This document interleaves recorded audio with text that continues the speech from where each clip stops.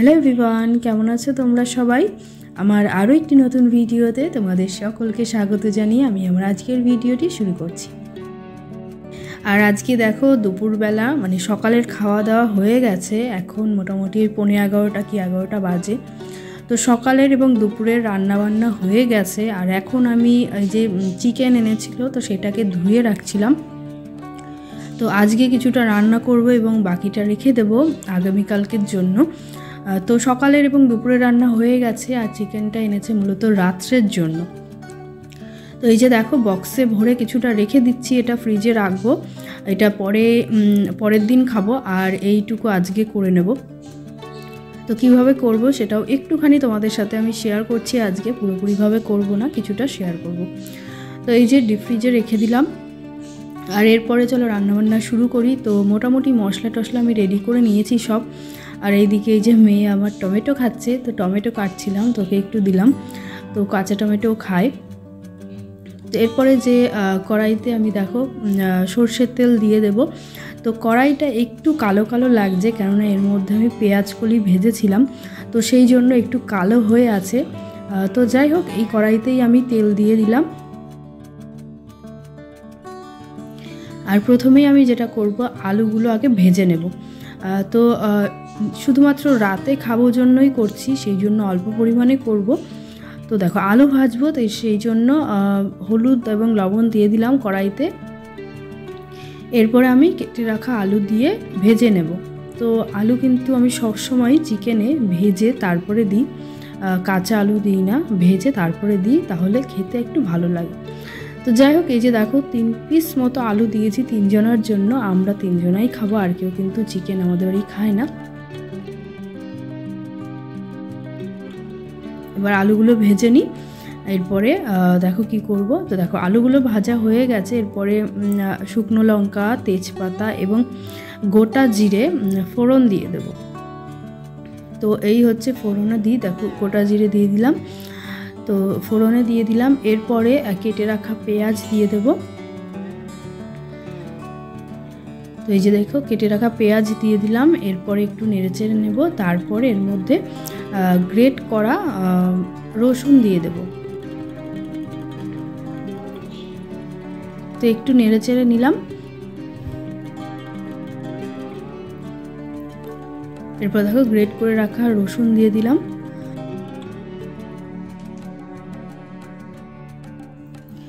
আবার একটু ভালোভাবে নেড়েচেড়ে নিয়েছি। এরপরে যে গ্রেট করে রাখা আদা এবং কেটে রাখা টমেটোটা দিয়ে দিলাম। এরপরে এটাকে একটু নেড়েচেড়ে নেব, তারপরে শুকনো মশলাগুলো এর মধ্যে দেব। তো দেখো নাড়তে নাড়তে দেখছিলাম যে কড়াইয়ে লেগে যাচ্ছিল, যেহেতু আগে পেঁয়াজগুলি ভেজেছিলাম, তো সেই জন্য লেগে যাচ্ছিল। তো তাই জন্য একটু জল দিয়ে দিলাম যেন লেগে না যায়। তো সেই জন্য দেখো জল দিয়ে দিয়েছি। আর এরপরে এর মধ্যে আমি গুঁড়ো মশলাগুলো দিয়ে দেব। তো জিরে গুঁড়ো, ধনে গুঁড়ো, হলুদ, লবণ এবং শুকনো লঙ্কা গুঁড়ো দিয়ে দেব। তো শুকনো লঙ্কার গুঁড়ো কিন্তু আমরা সবসময় খাই না, যখন চিকেনটা রান্না করি, যদি খুব তাড়াহুড়ো থাকে বা লঙ্কা বাটতে ইচ্ছে করে না, তখন আমি গুঁড়ো লঙ্কাটা দিয়ে দিই। তো দেখো হলুদ লবণটা দিয়ে দিচ্ছি, তারপরে শুকনো লঙ্কার গুঁড়োটা দিয়ে দেব।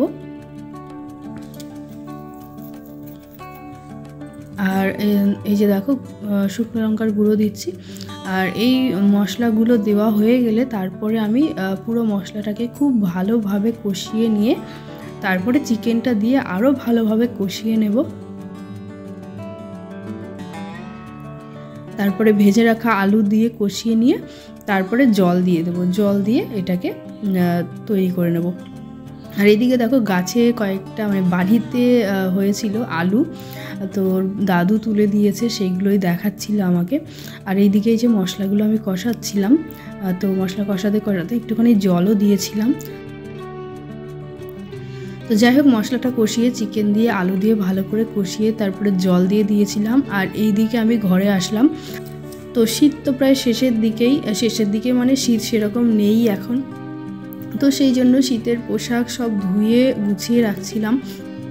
যা যা ধোয়া হয়েছে সেইগুলোকে ভাবলাম রেখে দিই ভেতরে। কেননা বাইরে রাখা, শুধু শুধু বাইরে কেন রাখবো, তো সেই জন্য সব শীতের পোশাক তারপরে যেগুলো ধোয়ার ছিল সেইগুলো সব রেখে দিলাম। আর শীতের পোশাক যেগুলো কয়েকটা ধোয়া হয়েছে, তো একবারে তো সব ধোয়া সম্ভব হয় না, তো কিছু কিছু করে আমি ধুয়ে রাখি। আর এইদিকে আমি আলনাটা একটু গোছাচ্ছিলাম। তো আলনাটা গুছানো হয়ে গেলে তারপরে এই যে দেখো ওই ঘরে আমার কিছু চাদর ছিল, সোয়েটার ছিল শীতকালের, তো এইগুলো ভাবলাম যে তুলে রাখি।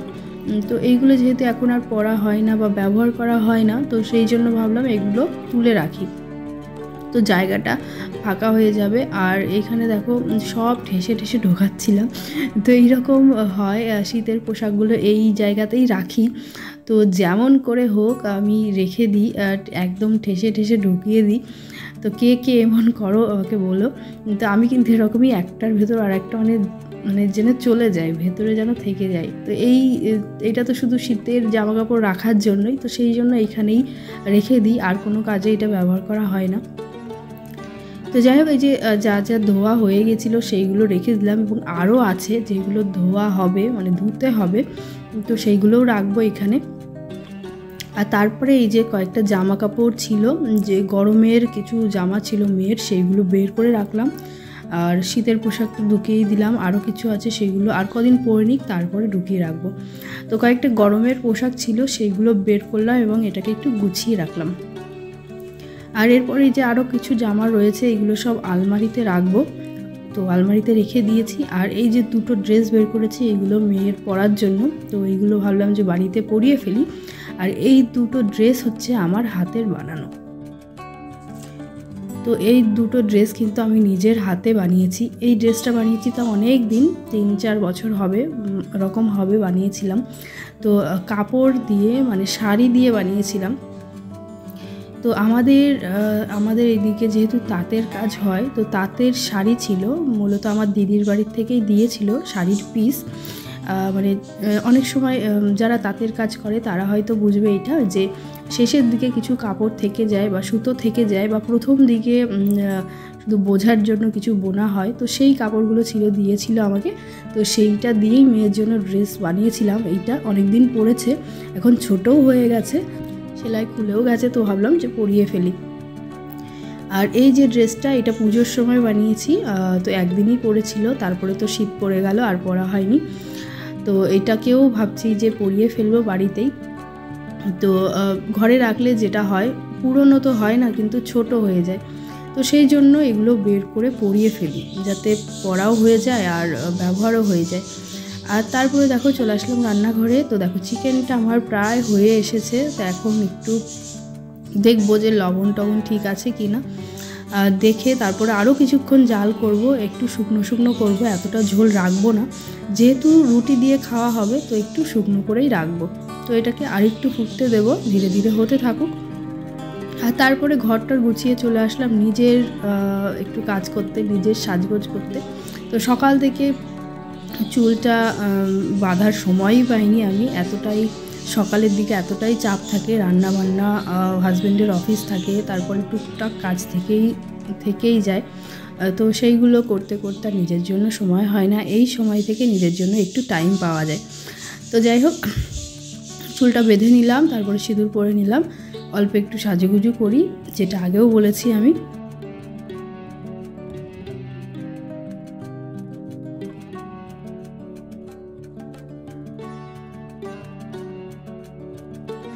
তো যাই হোক, এই যে দেখো সিঁদুর পরছিলাম, তো গুঁড়ো সিঁদুরটাই পরছি। তো গুঁড়ো সিঁদুর আমি মাঝে মাঝে পরি, সবসময় পরি না।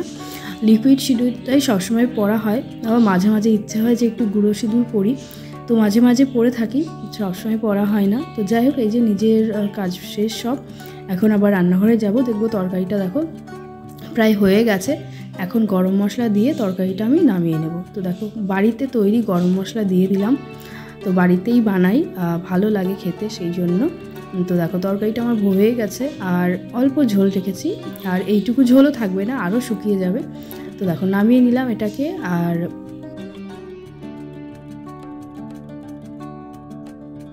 এই যে দেখো বাইরের দিকে দেখছিলাম খুব হাওয়া দিচ্ছে, যেমন রোদ উঠেছে তেমন হাওয়া দিচ্ছিল, তো ঝোড়ো হাওয়া দিচ্ছিল।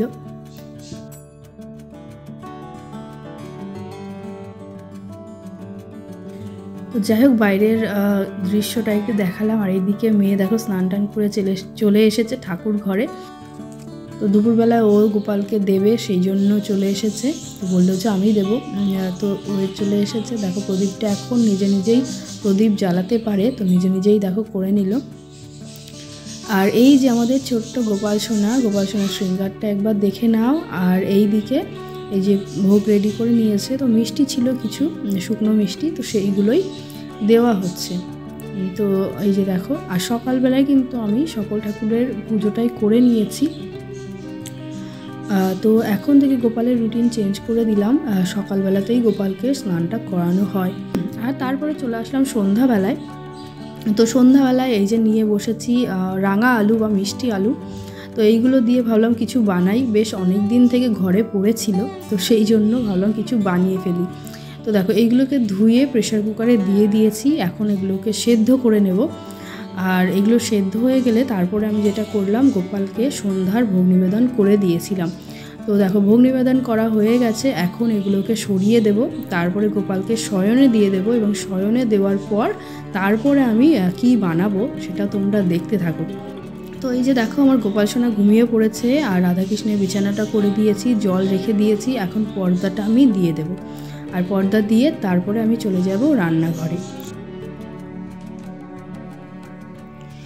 দেখো চা করে খেয়ে চলে আসলাম। এই যে দেখো রাঙা আলু বা মিষ্টি আলু, আমরা বলি মিষ্টি আলু। তো এই আলুটাকে সেদ্ধ করে নিয়েছিলাম, তারপরে খোসাটাকে ছাড়িয়েও নিয়েছি, আর এখন এটাকে ম্যাশ করে নেব। দেখো হাত দিয়ে মেখে নেব ভালো করে।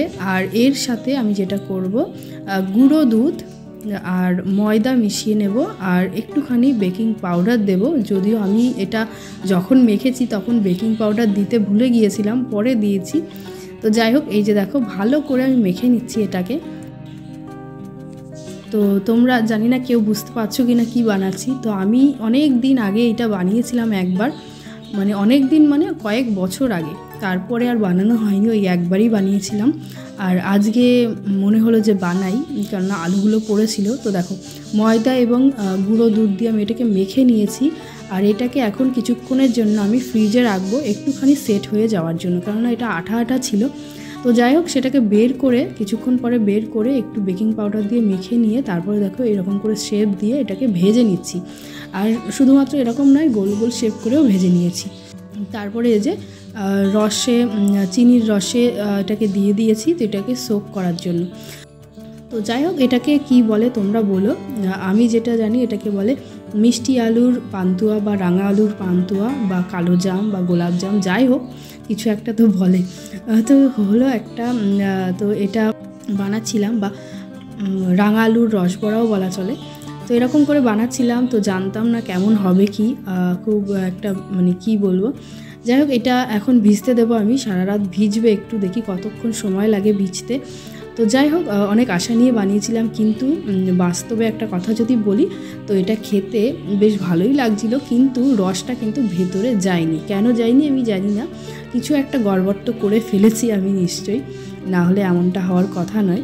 তো যাই হোক, তারপর আরেকটু ফুটিয়ে আমি এটাকে ঢেকে রাখলাম, আর পরের দিন সকালে দেখাচ্ছি। তো দেখো পরের দিন সকালবেলা এই যে এটাকে রাতে 2-1টা খেয়েছিলাম, তখন পুরোপুরি ভিজেছিল না। তো সকালবেলায় উঠে দেখলাম যে কী অবস্থা দেখি, তো সকালবেলায়ও দেখলাম যে পুরোপুরি ভেজেনি, কিছু কিছু রস এর ভেতর গেছে, আবার কিছুটা যায়নি, তো শক্ত শক্তই রয়ে গিয়েছিল। তো কিছু একটা গড়বড় তো আমি করেছি। আমার মনে হয় ভাজতে গিয়ে গ্যাসটা একদম লো করে দিয়ে ভাজতে হতো, আর শিরাটা হয়তো আরেকটু পাতলা করতে হতো, বেশি ঘন হয়ে গেছে। তো যাই হোক, আবার কোনো দিন চেষ্টা করব, তখন দেখব কেমন হয়। তো এই ছিল আমার আজকের সারাদিনের টুকটাক ভিডিও। তো কেমন লাগলো অবশ্যই কমেন্টের মাধ্যমে জানিও। সবাই খুব ভালো থেকো, সুস্থ থেকো। আজকের মতো এখানেই, tata, bye bye, Radhe Radhe.